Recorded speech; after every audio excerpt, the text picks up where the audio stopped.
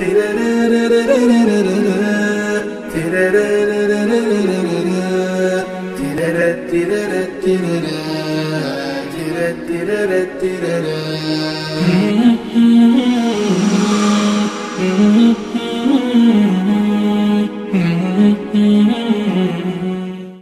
الله الرحمن الرحیم.